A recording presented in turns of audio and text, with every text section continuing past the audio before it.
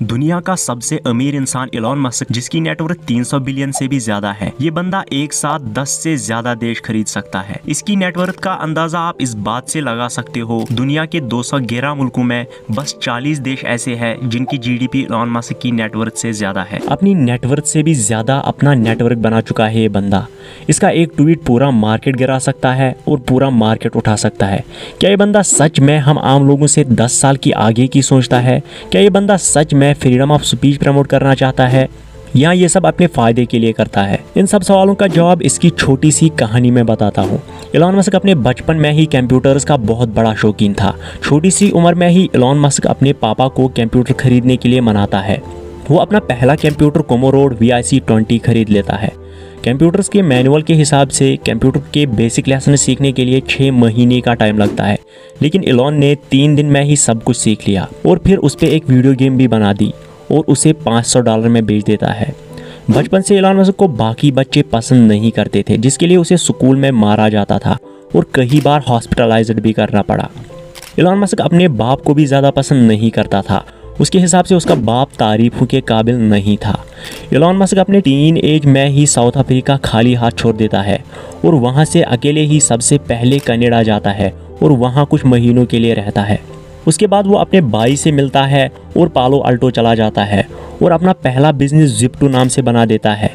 ये बेसिकली एक मैप हुआ करता था जो गूगल मैप से पहले चलता था, और फिर ये इसको बेच देता है $307 मिलियन में, क्योंकि उनको अपने इन्वेस्टर से प्रॉब्लम हो रही थी जो बिजनेस को मीडिया कंपनी की तरफ ले जाना चाहते थे। लेकिन एलन मस्क चाहता था कि Zip2 को B2D डायरेक्शन में ले जाया जाए। B2D का मतलब Zip2 को एक ऐप डेवलपर कंपनी बनाई जाए। कनाडा में बिना घर के रहने वाला बंदा Zip2 बेचने के बाद सिलिकॉन वैली का सबसे अमीर लड़का बनता है। अब एलन मस्क के पास जो पैसे थे उनमें से एक तो ये MC लारिन खरीदता है और बाकी पैसे अपने नेक्स्ट प्रोजेक्ट की तैयारी में लगाता है। अब इस बंदे की नज़र थी बैंकिंग बिजनेस पर। ये बैंकिंग बिजनेस का सिस्टम ही बदलना चाहता था, यानी ऑनलाइन बैंकिंग बिजनेस। उस टाइम लोगों ने कहा ये बंदा पागल हो गया है, लोग क्यों यकीन करेंगे इस पर। इंटरनेट पर लोगों को डर सा लगता था उस टाइम इसकी कंपनी X.com सक्सेसफुल होने लगी थी। लेकिन जो एलन मस्क का सबसे बड़ा कॉम्पिटिटर था वो था पेपाल, जो पीटर थाइल नामी बंदे की थी। लेकिन तुम्हारी तरह मैं भी सोचता था पेपाल एलन मस्क ने बनाई थी, लेकिन ये गलत है भाई। एलन मस्क उसके बाद पीटर के साथ मिलता है और पेपाल का हिस्सा बनता है। पेपाल के बाद कुछ टाइम के लिए एलन मस्क को मलेरिया हो गया और बाल बच गया। एक बार डॉक्टर ने बोला एलन मस्क के पास बस कुछ ही दिन है जिंदा रहने के लिए, लेकिन 6 महीनों के बाद और 30 किलो वजन घटाने के बाद वो बच गया।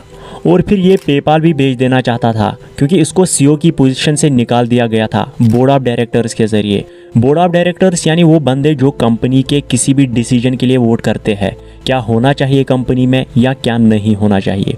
उसके बाद eBay ने पेपाल खरीद लिया। eBay एक मल्टीनेशनल ई-कॉमर्स कंपनी है। ई-कॉमर्स यानी जो इंटरनेट पर बिजनेस करते हैं, ऑनलाइन शॉपिंग बिजनेस एटसेट्रा।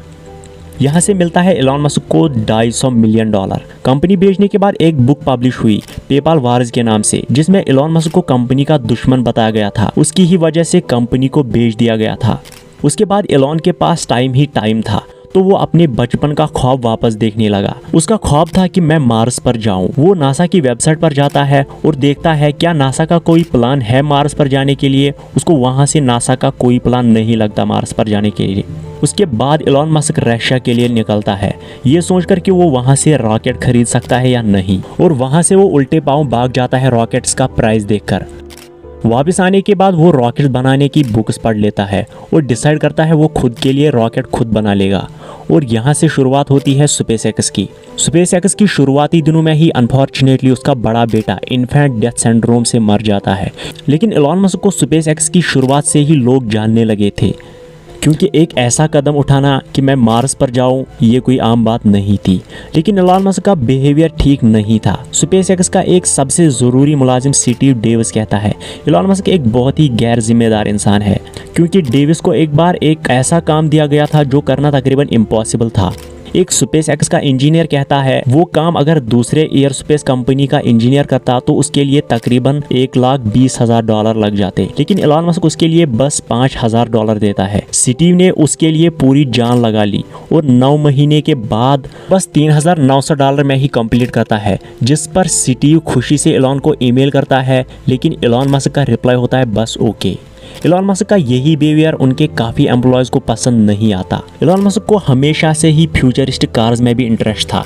जब मार्टिन और मार्क इलॉन मस्क को पहला इन्वेस्टर बनने के लिए ऑफर करते हैं टेस्ला में, तो इलॉन मस्क खुशी खुशी बन जाता है। इलॉन मस्क को पहले से ही बैटरी कार्स बनाने का शौक था और उसे लग्जरी कार्स बनाने का शौक था जो देखने में हाई क्लास लगे। लेकिन जब टेस्ला की पहली सेल्स $9 लाख में प्री ऑर्डर कर दी गई, लेकिन इलॉन मस्क को टेस्ला का फाउंडर नहीं बताया गया था। और एनवाई टाइम्स के आर्टिकल के मुताबिक इलॉन मस्क तो टेस्ला के लिस्ट में भी शामिल नहीं था। और फिर जब चीजें टेस्ला के लिए ठीक नहीं चल रही थी और टेस्ला के पार्ट्स बहुत ही महंगे तैयार हो रहे थे, इलॉन ने मार्टिन को सीईओ की पोजीशन से निकलवा दिया था बोर्ड ऑफ डायरेक्टर्स के जरिए, और 2008 में खुद सीईओ बन गया। इलॉन मस्क कंपनीज बहुत ही प्रेशर में एक साथ संभालने में माहिर हो चुका था, लेकिन फिर भी 2008 में चीजें टेस्ला और स्पेसएक्स के लिए ठीक नहीं चल रही थी। इलॉन मस्क के कैलकुलेशन के हिसाब से उसके पास इतने ही पैसे थे कि वो एक ही कंपनी बचा सकता था, लेकिन डरने के बजाय बहुत ही पेशेंस और टाइम के साथ स्पेसएक्स को नासा का कॉन्ट्रैक्ट मिल जाता है और आईएसएस का ऑफिशियल सप्लायर बन जाता है। और यही चीज 2013 में होने लगी थी जब इलॉन मस्क ने गूगल से डील भी की थी टेस्ला बेचने के लिए, लेकिन ये नहीं हो पाया क्योंकि टेस्ला की सेल्स टीम ने सेल्स से स्टॉक का प्राइस आसमान तक पहुंचाया। चीजें सबसे बुरी इलॉन मस्क के बारे में तब सामने आई जब टेस्ला के ओरिजिनल फाउंडर ने इलॉन मस्क पर केस कर दिया और उसकी बीवी के साथ भी डिवोर्स हो गया। और मैरी ब्रेथ ने इलॉन मस्क के बारे में बहुत सारा खुलासा किया, जो कि इलॉन मस्क की एक मैनेजर थी।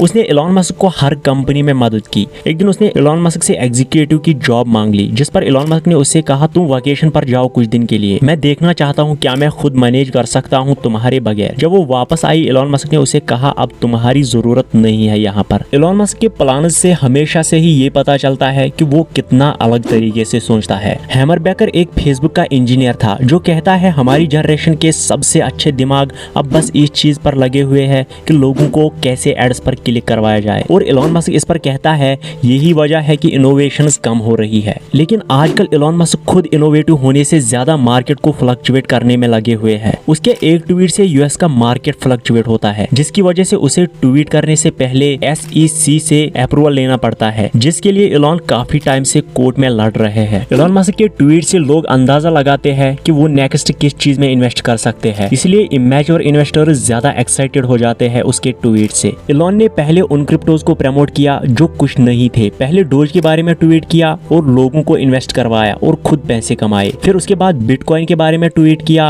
और लोगों ने इन्वेस्ट किया, और फिर ट्वीट किया अब बिटकॉइन नहीं ले सकता टेस्ला के लिए। इससे ज्यादा इंसान को क्या चाहिए अगर तुम्हारी वजह से मार्केट ऊपर नीचे हो रहा है। 24 नवंबर को इलॉन मस्क ने ट्विटर के 9.2% शेयर्स खरीद लिए $3 बिलियन में, लेकिन इलॉन ने कभी भी डिस्क्लोज नहीं किया कि उसने ट्विटर के शेयर्स खरीद लिए। सिक्योरिटी एक्सचेंज कमीशन जो यूएस का शेयर मार्केट को रेगुलेट करते हैं, उनका एक रूल है जब कोई शेयर होल्डर 5% से ज्यादा शेयर खरीदता है तो उसे 10 दिन के अंदर डिस्क्लोज करना पड़ता है कि उसने इतने शेयर्स खरीद लिए। अगर ऐसा नहीं किया गया तो $1 लाख का फाइन लगता है। लेकिन इलॉन ने उसके बाद भी डिस्क्लोज नहीं किया कि उसने शेयर्स खरीद लिए और ऐसे ही ट्वीट करता रहा। क्या ट्विटर पे फ्रीडम ऑफ स्पीच होना चाहिए, एडिट बटन होना चाहिए, पोल करवाया, जैसे लोग खुद समझ गए इलॉन मस्क शायद ट्विटर खरीदना चाहता है और लोगों ने ट्विटर में इन्वेस्ट करना स्टार्ट किया, जिससे इलॉन मस्क ने $1 लाख का फाइन दिया और एक दिन में $700 मिलियन कमा लिए। यही पावर बरकरार रखने के लिए अब इलॉन मस्क ने ट्विटर को ही खरीद लिया ताकि मार्केट हमेशा उसके हिसाब से फ्लक्चुएट हो। आज के इस वीडियो में बस इतना ही। वीडियो पसंद आई तो प्लीज वीडियो को लाइक कर देना, चैनल को सब्सक्राइब कर देना। Thank you so much.